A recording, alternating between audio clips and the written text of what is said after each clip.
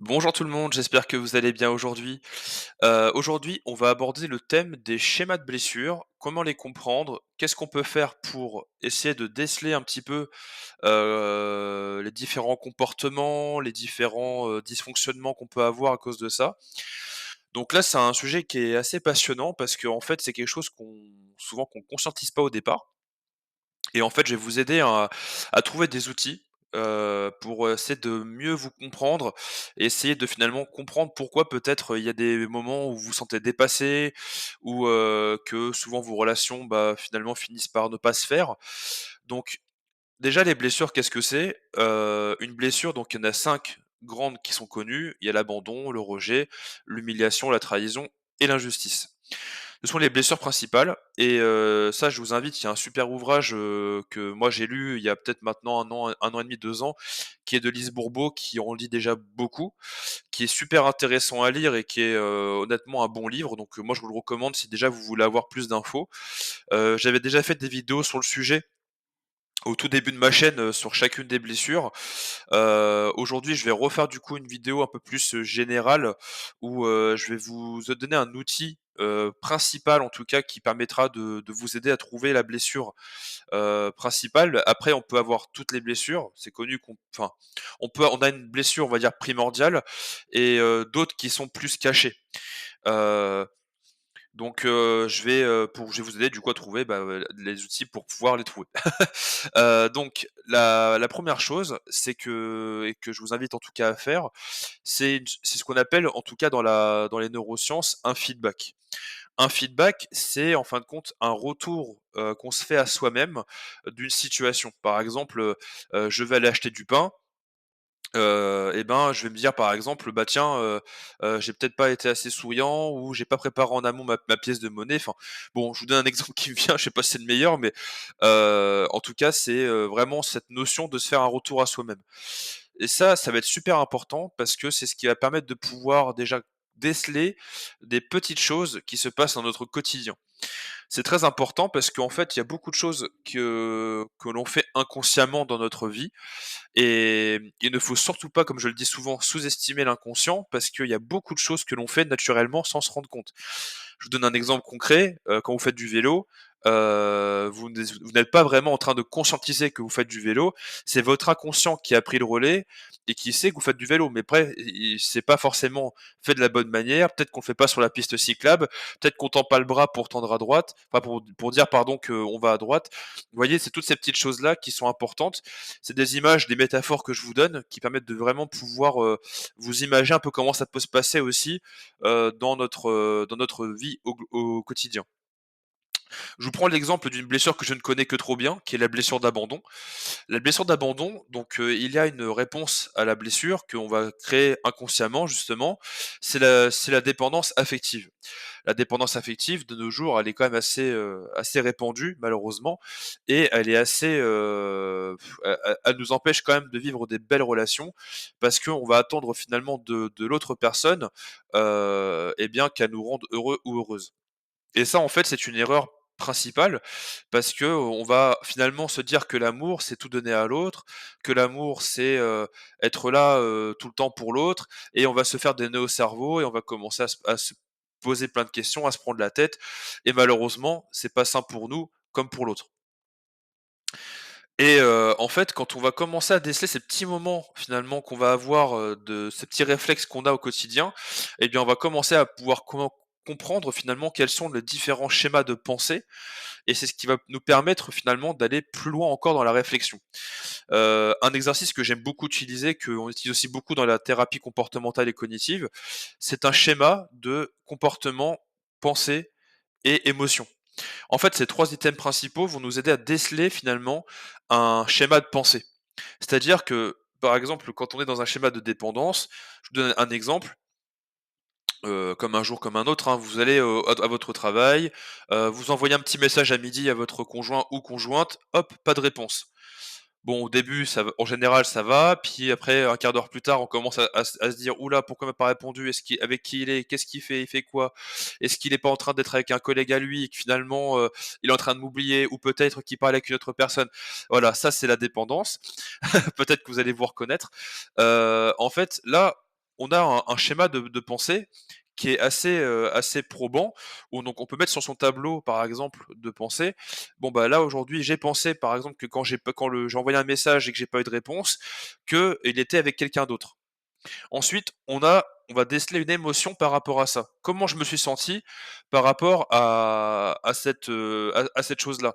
On va peut-être avoir l'émotion de la peur, l'émotion, de l'inquiétude, l'émotion peut-être de la colère aussi, parfois ça peut arriver. Et ensuite, quel comportement j'ai eu? Eh ben, c'est d'envoyer 1000 messages à la personne, c'est, de l'engueuler dès qu'il m'a envoyé un message, et cetera, et cetera. Et en fait, de là, on va avoir un schéma qui va se dessiner, où on va avoir souvent les 3 qui sont fortement liés, et ça se passe souvent plusieurs fois, et bien dans notre vie. Ça peut être, en général, c'est quand même depuis très longtemps, parce que la blessure ne s'est pas créée, pardon, toute seule. Et en fait, de là, vous pouvez déceler finalement une blessure. Là, par exemple, je sais que le schéma que j'ai entouré en gros sur ma feuille, eh ben, c'est le schéma d'une blessure d'abandon. Et du coup, bah, je vais me mettre dans une forme de dépendance à la personne, qui va faire que je vais me sentir aimé ou pas abandonné. Parce que je vais rechercher finalement le contact pour être sûr que je suis pas être en train de me faire abandonner. Sauf que souvent, qu'est-ce qui se passe? C'est que, bah, en réponse à ça, malheureusement, et ben, la personne va partir parce que, bah, je suis trop oppressant, trop oppressante, et cetera, et cetera. Et en fait, de là, on peut commencer à comprendre que, bah, ce schéma qu'on a mis en place de dépendance est contre-productif à ce que l'on souhaite vraiment, c'est-à-dire avoir une relation saine, épanouie, et cetera. Et la question qu'on peut se poser une fois qu'on a fait ce tableau-là, c'est qu'on a une pensée alternative, c'est-à-dire qu'en fin de compte, quand vous avez fait le soir chez vous, ou, par exemple, quand vous avez, fait sur le moment, peut-être une petite feuille avec le tableau de pensée, à la fin, dites-vous: «Est-ce que ma pensée est réellement fondée? Suis-je bien certain, dans l'exemple que j'ai pris, qu'il est avec une autre personne, qu'il n'est pas occupé?»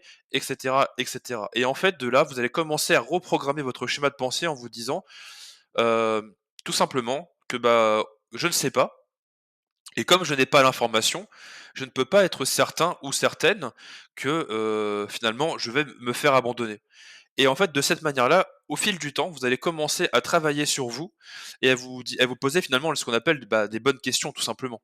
Et vous allez reprogrammer votre schéma de pensée. C'est-à-dire qu'en fin de compte, ce qui va être au début, bah, est quelqu'un, et cetera, finalement va se transformer en: «Je ne sais pas s'il est quelqu'un, donc je n'ai pas à m'inquiéter, ou je n'ai pas à avoir peur», et cetera, et cetera. Quand je reparlerai avec lui, je lui demanderai tout simplement comment s'est passée sa journée, et bien souvent on s'aperçoit qu'à la fin de la journée, bah, il va vous dire: «Bah, là j'ai été occupé», et cetera. Et donc voilà, en tout cas, pour une blessure principale. Après, il y a bien sûr, il y a tout un tas de choses, qui est à balayer, hein. Si chaque blessure a son schéma de pensée, en général plus ou moins commun. Donc, je referai peut-être une vidéo, 2.0 sur chacune des blessures, parce que ça me paraît pertinent de le faire. Mais c'est quelque chose qui est hyper intéressant, et là je parle des blessures, mais on peut le faire pour tout dans la vie.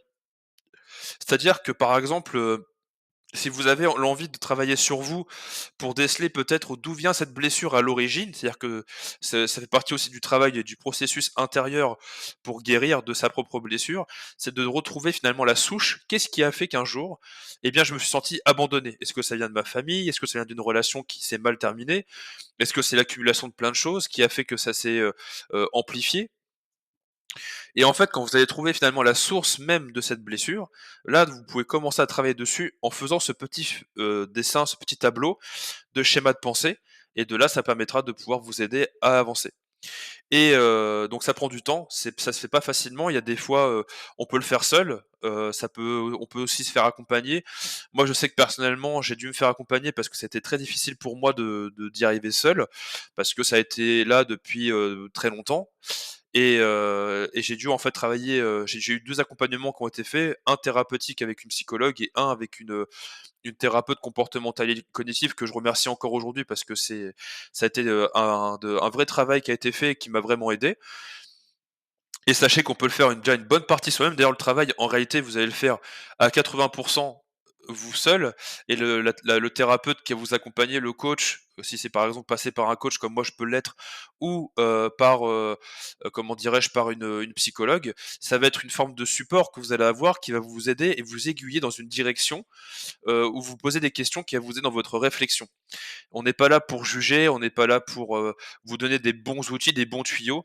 On est plutôt là finalement pour vous guider dans votre processus intérieur. Parce que chaque personne est différente et c'est très important de le souligner parce qu'on a tous et toutes une résistance qui nous est propre. On a tous et toutes des façons différentes de travailler sur nous-mêmes. Je peux vous donner d'autres exemples, mais, là, on parle des blessures, mais par exemple, on prend l'exemple d'un régime alimentaire pour une personne qui veut perdre du poids. Il y a des personnes qui vont réussir dès le départ à se mettre dedans parce que, bah, ça va marcher dès tout de suite et parce qu'ils arrivent, à accepter le fait de, eh bien, de peut-être, consommer moins de calories pour être en déficit calorique pour pouvoir perdre du poids. D'autres personnes, ça va être plus délicat parce qu'elles aiment vraiment beaucoup manger, elles ont vraiment besoin de ça pour se sentir, comblées. Donc là, après, ça relève plus de l'addiction, mais on va rentrer finalement dans ce fameux schéma où on a besoin d'aller peut-être petit pas, mais ça c'est pas grave. Chacun va à son rythme et le but c'est d'atteindre l'objectif, voilà.